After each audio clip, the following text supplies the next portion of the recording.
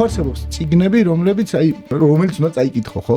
რა თქმა უნდა, კონდეს თანაბრად ახალ უნდა რატო არსებობს მან? ანუ რატომ უნდა წავიკითხო რამე?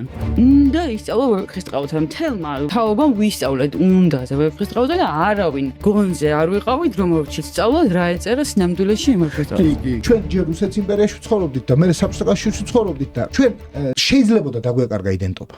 რო არა ქართული ლიტერატურის გულზე მჯიღის რტყმა შეიძლება და ჩვენ გაცილებით მარტივად გავრუსებული ვიყავით გესმის? ერთ კომენტარს გავაკეთებ რომ კიდევ არ ვიცით გავრუსდით თუ არა ხო?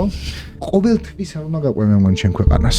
იმიტომ რომ ჩვენ ნახეთ ხო, როცა ბრმად მიყვება საზოგადოება თავის ქვეყანას, შეიძლება ეს ყველაფერი მივიდეს ფაშიზმამდე.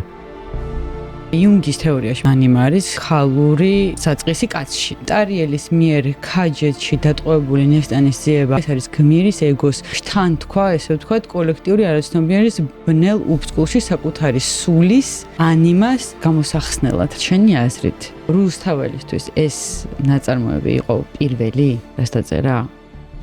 კარგი შეკითხვა.